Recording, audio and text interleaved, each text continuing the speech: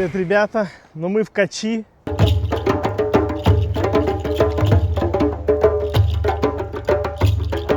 Кочи – это уникальный город.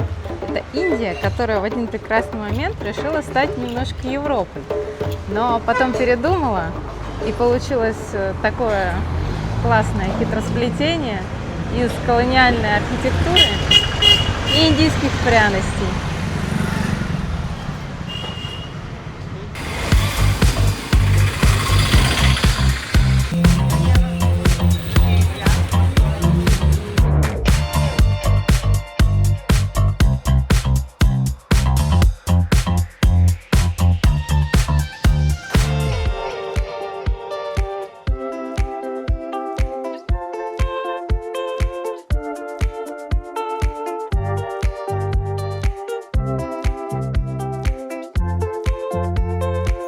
Кочи устроен не как другие города. Этот город буквально разбросан между морем, островами, лагунами и каналами. Вода здесь такая же часть городской жизни, как улицы и дороги. Когда-то именно удобная естественная гавань превратила Кочи в один из важнейших портов Малабарского побережья. Отсюда в разные части света уходили специи, а вместе с торговцами сюда приходили новые культуры, религии и архитектура.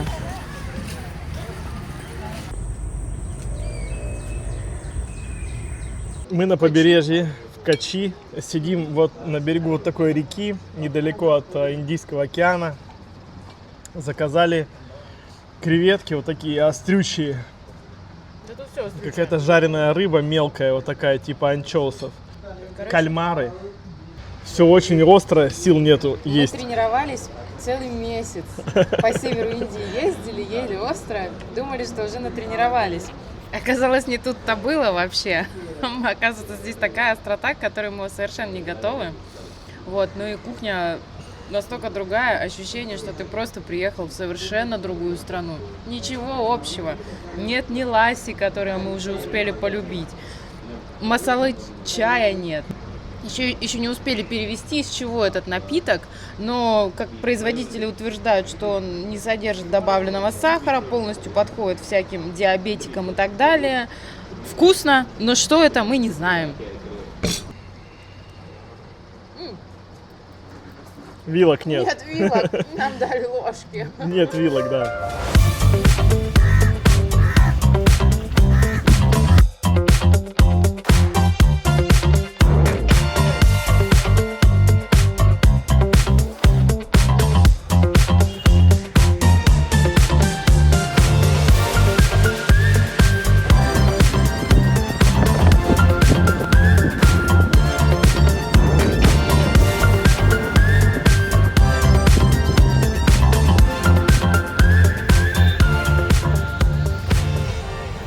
Взяли лодку на прокат, поедем вот на такой лодочке по реке, по всяким прекрасным местам. Вы просто не представляете, какое сейчас будет наслаждение, какие виды. Муа! Hi, guys. Вот видите, тут какие водоросли у них интересные растут, они плавают, расплываются по всем рекам, похожи на лук. Жара просто капец, сейчас на реке будет очень хорошо. Вот мы заводим наш спидбот. Мы отчаливаем.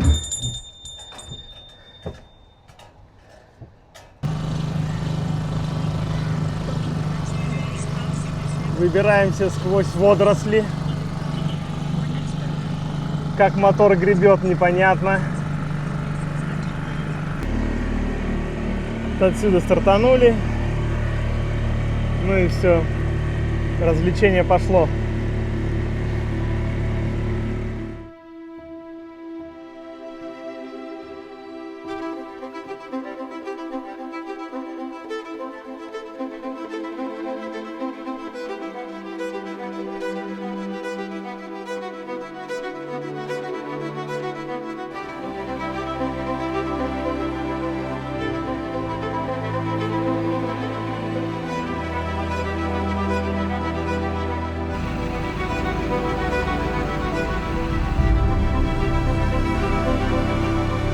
Мы нашли белого орла.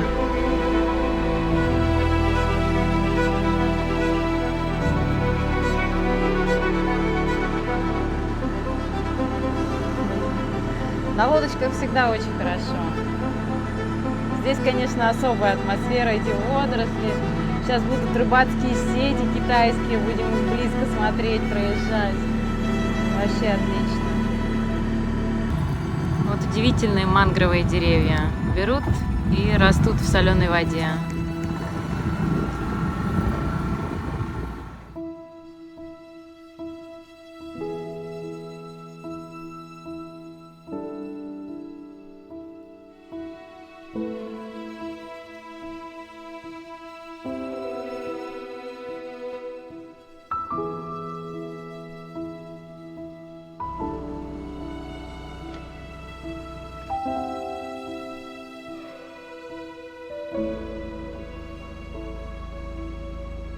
Ребята, вы просто не представляете, как это красиво.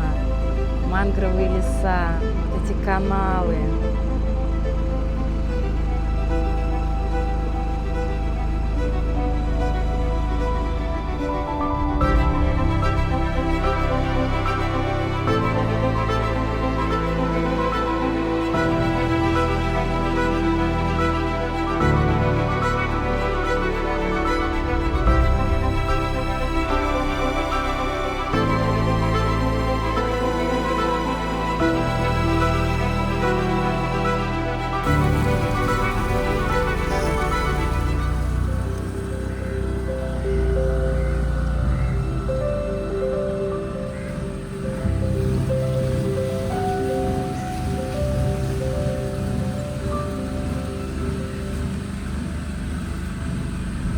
Классно, я вообще под впечатлением от этих сетей, потому что китайцы их завезли, извините меня, в каком веке, в 15-м, и эти технологии до сих пор работают, и ничего не поменялось, и вот опять же вот это вот именно и есть вот этот индийский контраст. У них тут в Качи невероятно технологичный аэропорт, который первый в мире начал работать на солнечной энергии, и в то же время вот эти сети, которые привезли им китайцы, они уже 5 веков никак не меняются.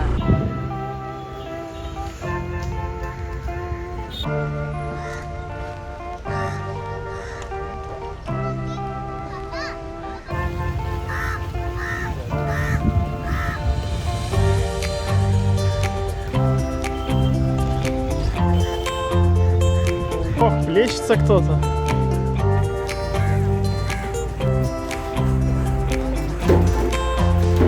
Вот такой баламутик поймался.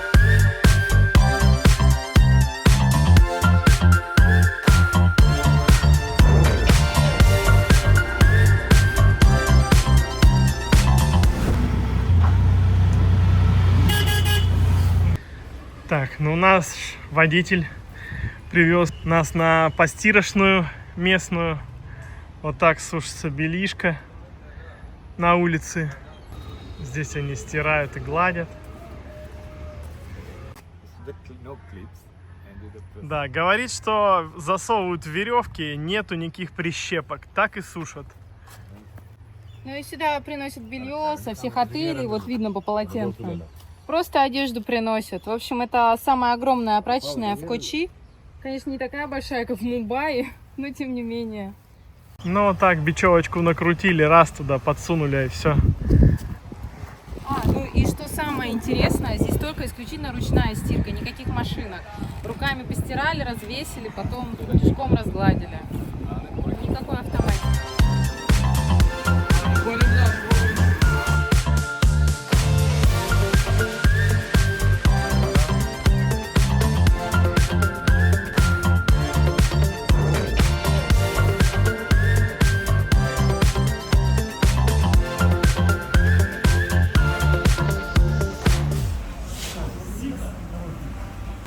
Едем на пароме на другой остров, в центр. Билет 6 рупий, 6 рублей. Охренеть просто. Я думал 60.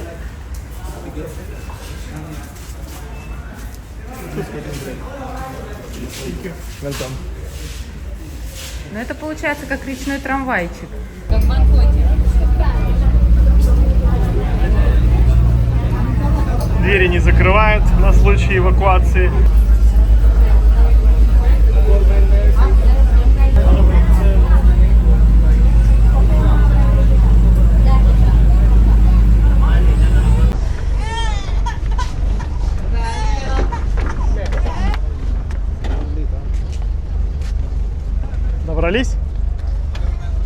за 6 рупий вообще удовольствие.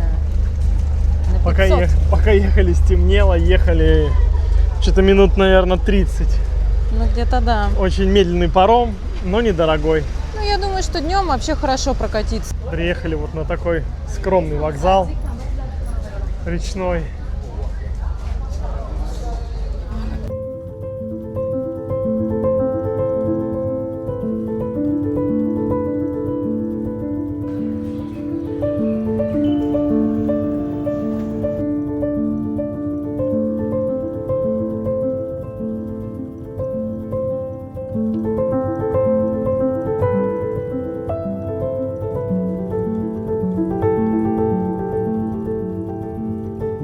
Нам повезло попасть на биеннале, выставка современного искусства, которая проходит в Качи раз в 2 года.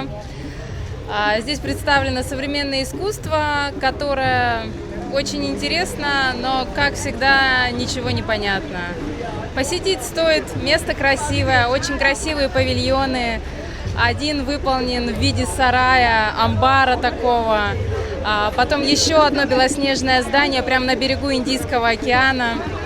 Очень классно, атмосфера роскошная. Люди, проходите, да, пожалуйста, конечно, вы не мешаете. Мы очень рады, что вы в нашем кадре. Вот. Ну, в общем, вы поняли, искусство современное.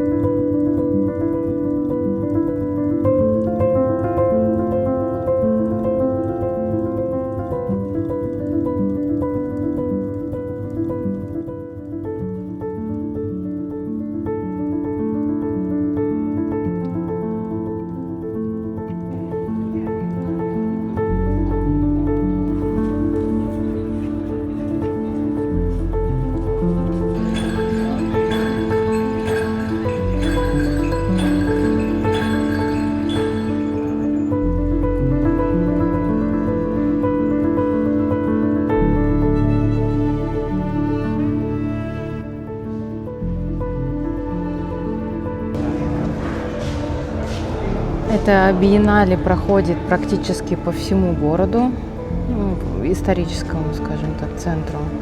Очень много локаций. Вот это вообще классно. Вот здесь такие вот стены из мешковин со всяческими разными штампами и куча разных стульев.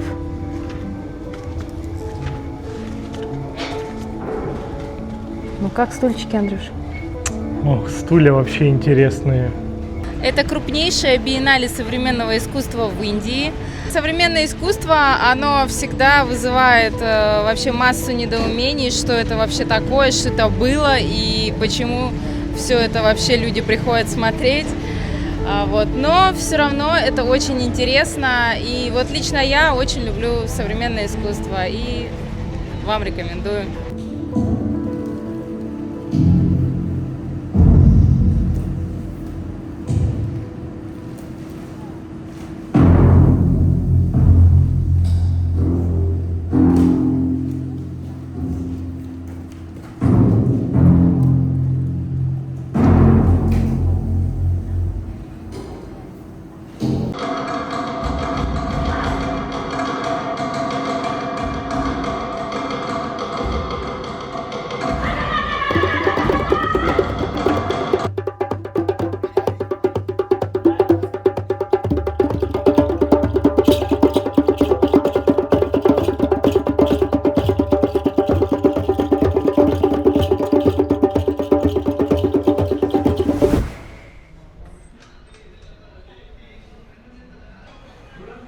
Музей музеем, а обед по расписанию. Ну тут на самом деле ресторан, как будто бы музей тоже, часть музея. Такой прям ретро. Надо выпить кофейку. Намасте. Namaste, you're welcome.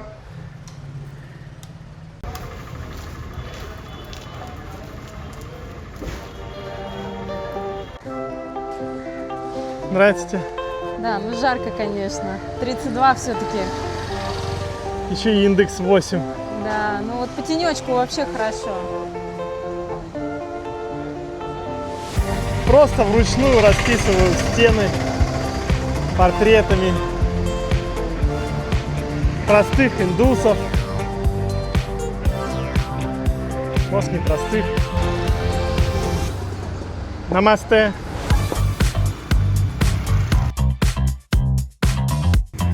Девочки-художницы. Вот маляры.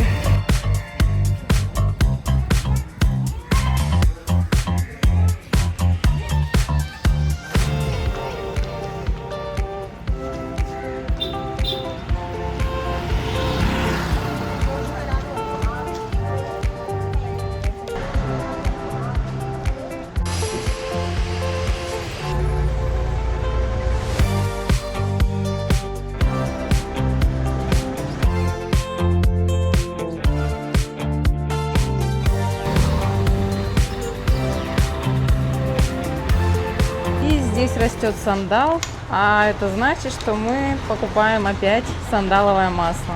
Ну, вроде как оно должно быть настоящее, будем этому верить. Когда-то черный перец, выросший здесь в диких условиях, стоил дороже золота. И вся Европа, весь мир был устремлен в Индию для того, чтобы обладать этими ароматами: куркума, кардамон, черный перец, корица. Ух. Качи вообще удивительно смешанный город. Здесь веками рядом жили люди разных культур и религий. Индуисты, мусульмане, христиане, евреи. Причем христианство появилось в Керале задолго до европейцев. А когда в конце 15 века сюда добрались португальцы, началась уже совсем другая глава истории. Один из ее следов – церковь святого Франциска в форте Качи. Ее построили португальцы в 1503 году, и сегодня она считается одной из старейших европейских церквей в Индии. А известна она еще и тем, что именно здесь в 1524 году был похоронен Васко де Гама. Он умер в Качи во время своего 3-го путешествия по Индии. Пришли дети посетить храм Васко де Гама.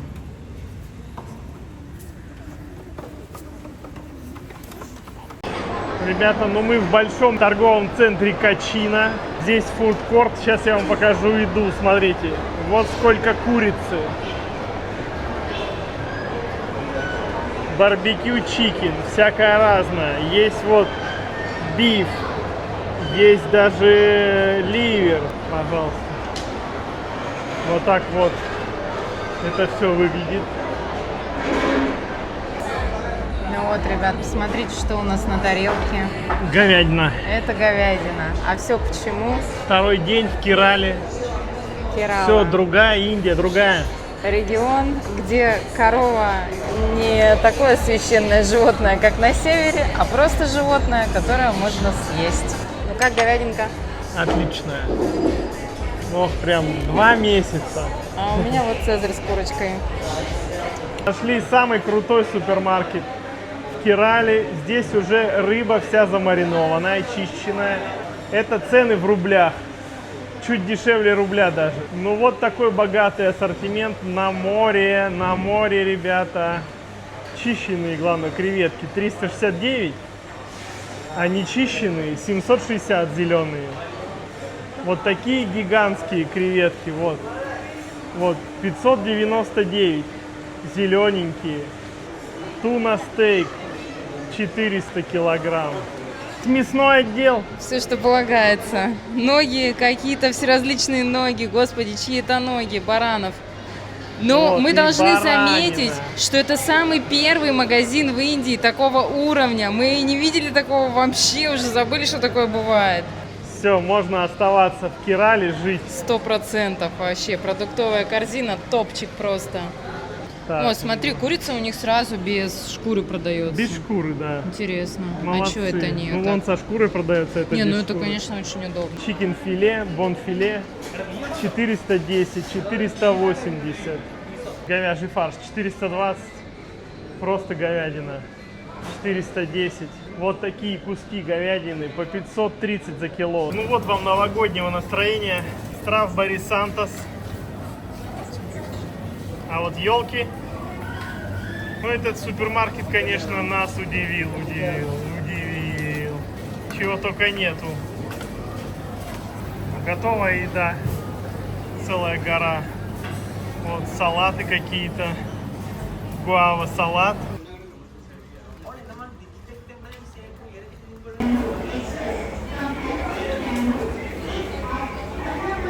Вот мы едем на очередном поезде из Качи в Баркалу. Уже на побережье, но сейчас прям в курорт. Курорт, который, по мнению National Geographic, входит в десятку райских уголков этой планеты. Мы едем в комфортабельном вагоне с кондиционером. Снаружи поезд так себе. Ну, он и изнутри специфичный, конечно. Да, изнутри тоже такой, знаете, там на троечку еле тянет. Потому что мы до этого ездили в очень крутых поездах, классные такие, комфортабельные, современные. А здесь мы немножко затупили и не купили вовремя билеты. Вот, пошли покупать в последний день, уже никаких билетов нет. Короче, взяли билеты. В Индии такая система, что если ты протупил, вот как мы, и берешь в последний момент, то цена билета X3. Грубо Ну, говоря, такой билет опыт. сюда стоит 600 на человека, грубо говоря, а мы купили за 1800. За двоих 3600.